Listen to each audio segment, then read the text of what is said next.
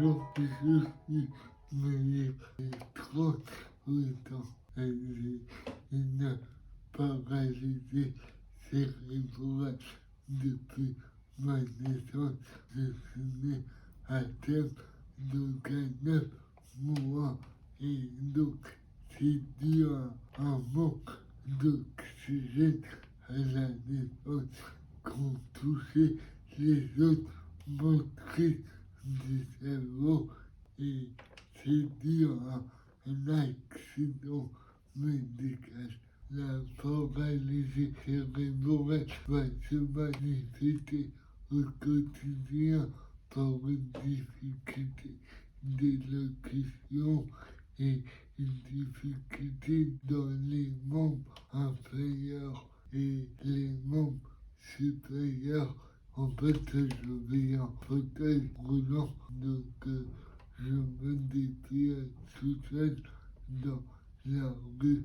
Je vis seul dans un appartement avec des aides au quotidien. 3 fois par jour, j'ai eu mon bac en 2008 et j'ai fait des études de management du sport. Et après, en 2014, j'ai pas eu le master que je voulais, donc je suis revenu à Paris et j'ai continué à Nanterre, toujours dans une fac de sport. Et après, j'ai abandonné en 2018 pour faire une opération du dos par rapport aux difficultés d'élocution. Je me rends compte que ça m'handicape beaucoup par rapport à l'emploi.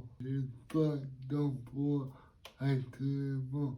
J'aimerais bien pouvoir être occupé un peu et pour être dans la société. Les gens au premier abord, peut-être qu'ils s'arrêtent juste à l'élocution et ils se rendent pas compte.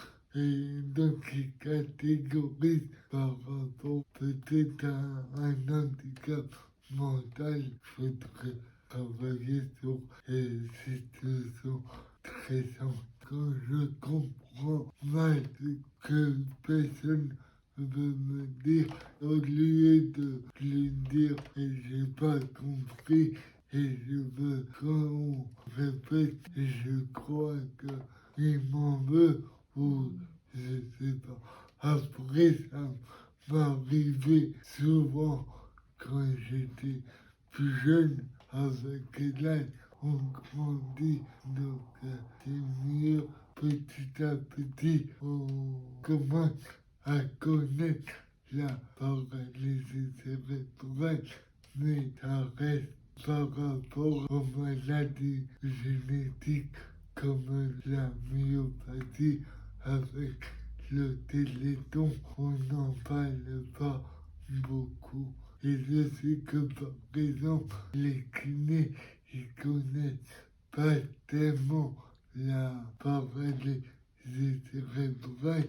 C'est très difficile à trouver des kinés spécialisés dans ces pathologies. Sinon, je fais du fauteuil et de la natation 1 fois par semaine. Et après, j'ai des activités de aller au cinéma pour des amis. Et le fauteuil, c'est une des interactions sociales parce qu'on est dans une équipe. Il y a aussi de la sensibilisation au handicap. Je connais la fondation depuis sa création parce que je faisais partie de la PETREM et je fais partie depuis un mois du comité sport des amis de la fondation. Donc on va essayer de développer le sport en lien avec la paralysie cérébrale. La paralysie cérébrale reste journée de handicap en France, que ça soit plus connu et que la recherche avance aussi bien pour l'adulte que pour l'enfant.